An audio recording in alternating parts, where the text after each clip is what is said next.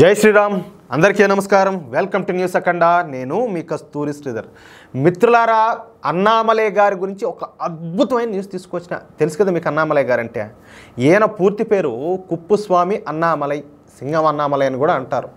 నిజానికి అన్నామలై గారు తమిళనాడుకు చెందినటువంటి వ్యక్తి. కానీ అదే విచిత్రమో కానీ అన్నామలై గారికి తమిళనాడుతో పాటుగా తమిళనాడు బయట కూడా ఎక్కువ క్రేజ్ ఉండదు. అయినా దీంట్లో విచిత్రం ఏముండదు. ఆయన నిజాయితీ పరుడు, దాంతోపాటు ఏంటంటే దేశభక్తుడు, సనాతన ధర్మం కోసం నిలబడే వ్యక్తి.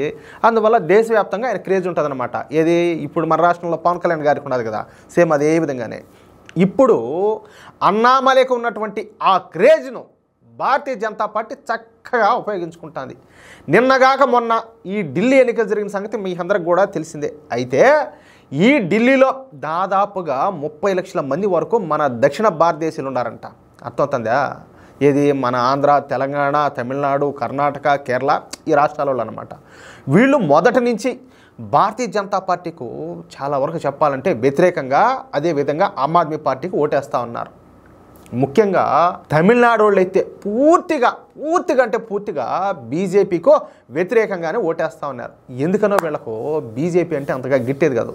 కారణం ఏంటంటే ఇప్పుడు తమిళనాడు రాష్ట్రంలో వచ్చేసి ఎంతసేపటికి దరిద్రమో ఈ ద్రవిడవాదం, తోటకూర అని చెప్పేసి అట్నే పోతూ ఉంటుంది. దానికి తోడు ఏంటంటే ఈ మత మార్పిడిగాళ్ళు వాళ్ళ ప్రభావం ఒకవైపు. దీనివల్ల ఏంటంటే వీళ్ళు ఎక్కువ కూడా భారతీయ జనతా పార్టీ వైపుకు మొగ్గు చూపేవాళ్ళు కాదనమాట. అందుకే ఈసారి ఢిల్లీ ఎన్నికల కోసం తమిళ సింగం అన్నామలైను భారతీయ జనతా పార్టీ అధిష్టానం రంగంలోకి దింపిందియా. అంతే.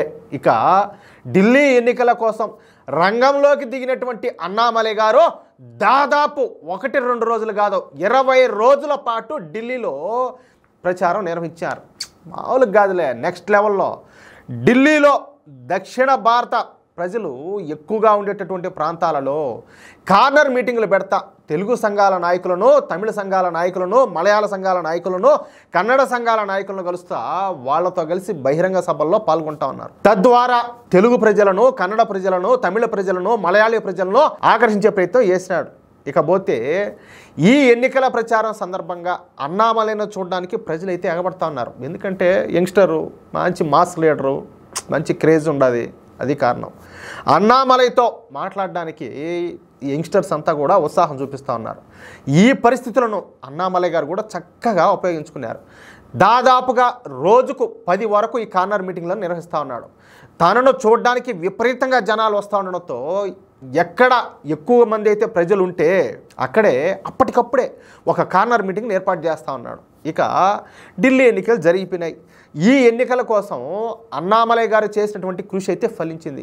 ఈ జరిగినటువంటి ఢిల్లీ ఎన్నికల్లో ఈసారి దక్షిణ భారతీయ ఓటర్లు పెద్ద సంఖ్యలో భారతీయ జనతా పార్టీకి ఓటేసినారంట. మొత్తం మీద 40% మంది దక్షిణ భారత ఓటర్లు బీజేపీకే ఓటేసినట్టు యాక్సిస్ మై ఇండియా సర్వే అయితే తెలియజేసింది. అంటే ఈ ఎన్నికల్లో అన్నామలై ప్రభావం బాగా పనిచేసిందనమాట. మా అంచనా ప్రకారం అన్నామలై గారు మొత్తంగా 17 నియోజకవర్గాల్లో ప్రచారం చేసినాడు. ఆ 17 నియోజకవర్గాలలో 13 నియోజకవర్గాలలో బీజేపీ గెలిచే అవకాశాలు అయితే స్పష్టంగా ఉన్నాయి. 1-2 సీట్లు అటు ఇటుగానైనా కూడా మెజారిటీ స్థానాల్లో బీజేపీ గెలిచే అవకాశం అయితే స్పష్టంగా ఉన్నది. ఇక ఏం జరగబోతుందో రేపటి వరకు వెయిట్ చేయక తప్పదు. మొత్తానికైతే అప్పుడప్పుడు తాండ్రవాలా ఎవరికా ఈ సారాయి దొంగకు మామూలుగా ఉండకూడదు మ్యాటరు. ఏమంటారా మిత్రులారా? ఈ న్యూస్ కనుక మీకు నచ్చినట్లయితే, మీకు ఖచ్చితంగా మీకు నచ్చి ఉంటుందని నాకు తెలుసు, తప్పనిసరిగా నలుగురికి ఈ న్యూస్ను షేర్ చేయండి. అలాగే ప్రతి ఒక్కరు కూడా మీ యొక్క అమూల్యమైన అభిప్రాయాలను ఖచ్చితంగా కామెంట్ చేయండి. ఇంతవరకు మన ఛానల్ సబ్స్క్రైబ్ చేసుకోకపోతే ప్లీజ్ ప్రతి ఒక్కరు కూడా సబ్స్క్రైబ్ చేసుకోండి, సపోర్ట్ చేయండి. జై శ్రీరామ్.